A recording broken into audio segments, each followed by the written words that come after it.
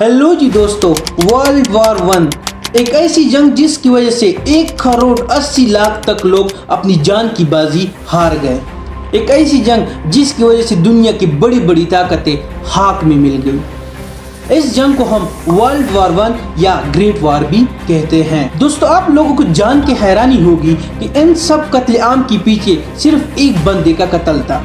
ये कत्ल Austro Hungarian empire के प्रिंस फर्डिनेंड का कत्ल था, जिसको बोस्निया के एक स्कूल के बच्चे गिरिलो प्रिंसिप ने गोली मार के उसको कत्ल किया था।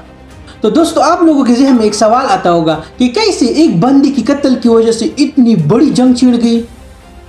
तो दोस्तों, ये सब कुछ ऐसा नहीं है, इनकी पीछे बड़ी वजूहात है। इसके बारे में जानेंगे आज की इस वीडियो में। हमारे साथ जुड़ी रहिए और हमारी वीडियो आखिर तक देखिए।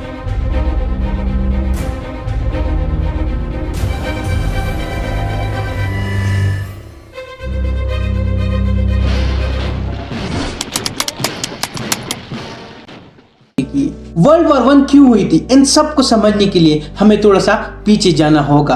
1878 एक तरफ थी रशिया एम्पायर तो दूसरी तरफ थी ओटमन एम्पायर, जिसको हम खिलाफत उस्मानिया भी कह सकते हैं। दोनों के दरमियान एक जंग छिड़ गई थी।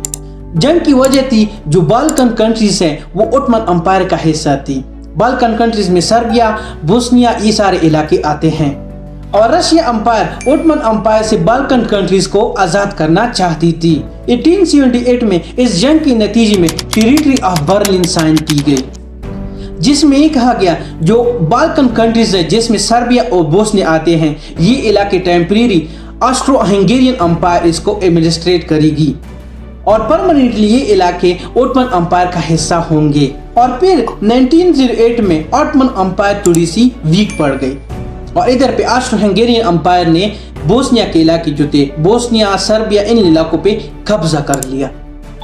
और यहाँ पर 1908 में बाल्कन कंट्रीज में से एक कंट्री बुल्गारिया एक फ्री स्टेट बन गई। ओटमन एम्पायर ने बाल्कन कंट्रीज पे 400 साल तक हुकूमत की थी और आखिरकार ये इलाके जो थे वो ऑस्ट्रो हंगेरियन एम्पायर का हिस्सा बन गए। अब ऑस्ट्रो हंगेरियन एम्पायर बोस्निया के कुछ और इलाके साउथ स्लेविक को इनेट भी करना चाहते थे और यहाँ पर बोस्निया ने रशिया से मदद मांग ली कि हमारी मदद करो ऑस्ट्रो हंगेरियन एम्पायर के खिलाफ, कि हम ये जंग जीत जाए और ये इलाका हमारा हो जाए। और यहाँ पर ऑस्ट्रो हंगेरियन एम्पायर को भी पता चल गया अगर हम सर्बिया और बोस्निया पे हमला करेंगे तो रशिया एम्पायर भी जंग में आएगी और बोस्निया और सर्बिया को सपोर्ट करेगी। और यहाँ पर ऑस्ट्रो हंगेरियन एम्पायर ने जर्मनी एम्पायर से मदद मांग ली कि अगर हम सर्बिया पे हमला करेंगे तो आप हमारी मदद करोगे। तो जर्मनी कहा क्यों नहीं, हम जरूर करेंगे आपकी मदद। अब आप लोगों के जहन में एक सवाल आएगा कि रशिया ने आखिरकार क्यों हाँ कर दी सर्बिया की मदद के लिए। वेल, तो रशिया के पास ट्रेड करने के लिए कोई जगह नहीं थी, समुद्री रास्ता नहीं था। तो एक जगह थी, वो थी इस्तांबुल में एक खरमिया का इलाका, जहाँ पर वो डायरेक्ट ट्रेडिंग कर सकते थे, जो ओटमन एम्पायर का हिस्सा थे। उन्होंने कहा कि अगर हम ये जंग जीत ले तो आप लोग हमारी मदद करोगे कि हम ये वाली जगह उन लोगों से ले ले। इसलिए रशिया एम्पायर इसमें कूद पड़ी। अब यहाँ पे ऑस्ट्रो हंगेरियन एम्पायर एक सही मौके की तलाश में थी और तब 28 जून 1914 को ऑस्ट्रो हंगेरियन के प्रिंस फर्डिनेंड और उसकी वाइफ सोफी एक सफर पे जा रहे थे कि इसी दौरान बोस्निया के एक लड़के ने उसको गोली मार के कत्ल कर डाला, जिसका नाम गिरिलो प्रिंसिप था। क्योंकि उस बच्ची की उम्र 20 साल से कम थी, उसको अदालत में पेश किया गया, उसको 20 साल की सजा दी गई। अब यहाँ पे ऑस्ट्रो हंगेरियन एम्पायर को तो सर्बिया पे हमला करना था, तो ऑस्ट्रो हंगेरियन एम्पायर ने सर्बिया के लिए कुछ शराइत रख दी। अगर आप ये मानोगे तो हम आप पे हमला नहीं करेंगे। ये शराइत 23 जुलाई 1914 को सर्बिया के सामने पेश किए गए थे। ज्यादातर सर्बिया की हुकूमत ने इनके शराइत मान लिए थे, पर इनमें से कुछ इस तरह थी जो उसको रिजेक्ट कर दिया था। फॉर एग्जाम्पल, उनमें से एक था कि हम एक जमीनी ऑपरेशन करेंगे सर्बिया में, और इससे सर्बिया के लोगों ने रिजेक्ट कर दिया था। अब जब ऑस्ट्रो हंगेरियन एम्पायर के शराइत ना माने गए तो ऑस्ट्रो हंगेरियन एम्पायर ने जंग का ऐलान कर दिया सर्बिया के खिलाफ। जैसे ही जंग का ऐलान हो गया, रशिया ने सर्बिया का सपोर्ट करना शुरू कर दिया।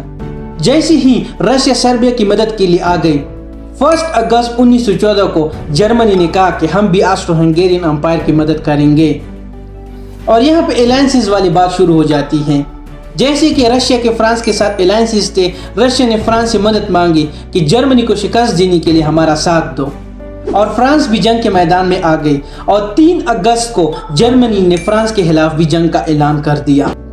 अगर आप नक्शा देख लो तो जो बेल्जियम का इलाका है वो जर्मनी और ऑस्ट्रो-हंगेरियन के दरमियान आती है, और यहाँ पे बेल्जियम पे जर्मनी ने हमला शुरू कर दिया। बेल्जियम न्यूट्रल थी लेकिन फिर भी जर्मनी उस पे हमला करना शुरू कर दिया, और फिर यहाँ पे ब्रिटिश ने कहा कि हमारी कमी है, हम आ जाते इस जंग में। बेल्जियम को डिफेंड करने के लिए 4 अगस्त 1914 को जर्मनी के खिलाफ जंग का ऐलान कर दिया।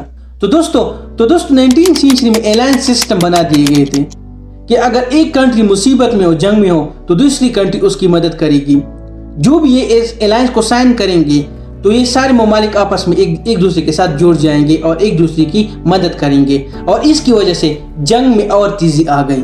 तो दोस्तों जैसे ही सर्बिया ने ऑस्ट्रो-हंगेरियन एम्पायर और जर्मनी के खिलाफ जंग का ऐलान कर दिया, जो सर्बिया के साथ अलायंसेस ममालिक थे, जो अलायंसेस में थे, उनमें से आते हैं ब्रिटिश, जापान, रशिया, फ्रांस और भी छोटे छोटे ममालिक थे। उन्होंने जर्मनी और ऑस्ट्रो-हंगेरियन एम्पायर के खिलाफ जंग का ऐलान कर दिया।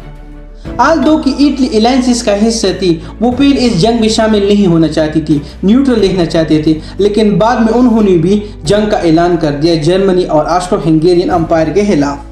ओटमन एम्पायर ने कहा कि हम भी तो किसी से कम नहीं है, हम ब्रिटिश के खिलाफ लड़ेंगे और जर्मनी और ऑस्ट्रो-हंगेरियन एम्पायर का साथ देंगे। अगर इस जंग की फोर्सेस और रिसोर्सेज के बारे में बात करें, एक तरफ थी एलाइड फोर्सेस तो दूसरी तरफ थी सेंट्रल फोर्सेस। एलाइड फोर्सेस के पास चीजें ज्यादा थी as compared to central forces. Allied forces जो थे वो मोर डेमोग्राफिक थे, इंडस्ट्रियल थे, और साथ में उसके जो मिलिट्री रिसोर्सेज थे वो ज्यादा थे as compared to central forces, और साथ में जो समुद्री रास्ते थे वो ब्रिटिश के साथ ज्यादा थे एज कंपेयर टू जर्मनी और ऑस्ट्रो-हंगेरियन एम्पायर। एलाइड पावर ज्यादा ताकतवर थे इस कंपेयर टू सेंट्रल पावर, क्योंकि उन लोगों के पास आर्म स्ट्रेंथ, स्टील प्रोडक्शन, ये चीजें ज्यादा थी इस कंपेयर टू सेंट्रल पावर। अगर दूसरी तरफ देखा जाए, जर्मनी भी उस वक्त बहुत बड़ी एम्पायर थी, तो उसके पास लीडरशिप क्वालिटीज और साथ में जो उसकी टेक्नोलॉजी थी वो ज्यादा ताकतवर थी इस कंपेयर टू एलाइड फोर्सेस। तो दोनों के दरमियान एडवांटेज भी थे, डिसएडवांटेज भी थे। दोनों के पास एक तरफ ज्यादा चीजें थी, दूसरे के पास दूसरी तरफ कम चीजें थी। दोनों के दरमियान एक बैलेंस फोर्स था। इस जंग का जो सबसे मेन एलिमेंट था वो था the blockage in economic welfare. British की जो नेवी थी वो स्ट्रांग थी as compared to German navy. British navy ने सारे समुद्र पे कब्जा किया हुआ था। अब जर्मनी के पास एक्सपोर्ट करने के लिए कोई ओवरसीज रास्ता नहीं था। तो यहाँ पे बात आ जाती है, इस वजह से जर्मनी बहुत ज्यादा कमजोर पड़ गई थी, क्योंकि उनके पास तो ना असला आ रहा था ना जा रहा था दूसरे ममालिक के लिए। तो इस वजह से जर्मनी के लिए बहुत ज्यादा मुश्किलात हुई थी इस वार में, और ये जंग 3 साल तक जारी रही कि 1917 में लोग बहुत ज्यादा तंग आ गए थे जंग से। फौजी जंग पे नहीं जा रहे थे, बहुत ज्यादा इन जंग से तंग आ गए थे। 17 में रशियन रिवॉल्यूशन आ गई थी, और साथ में ऑस्ट्रो-हंगेरियन एम्पायर कोलैप्स कर गया था, ओटमन एम्पायर कोलैप्स कर गया था। एक रिशेप्ड हो गई पॉलिटिकल लैंडस्केप यूरोप में और साथ में मिडिल ईस्ट में।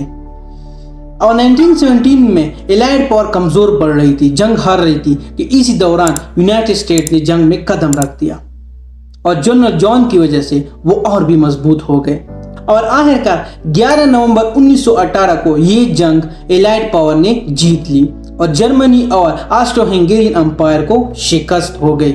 और उसके बाद एक ट्रीटी साइन की जाती है 28 जून 1919 को, और जर्मनी पे बहुत ज्यादा रिस्ट्रिक्शन लग जाती है, और इसी के साथ ये जंग का खात्मा हो जाता है। तो दोस्तों कैसी लगी ये वीडियो? अगर अच्छी लगी तो हमारे चैनल को जरूर सब्सक्राइब कर दीजिए और साथ में शेयर करते जाइए। खुदा हाफिज।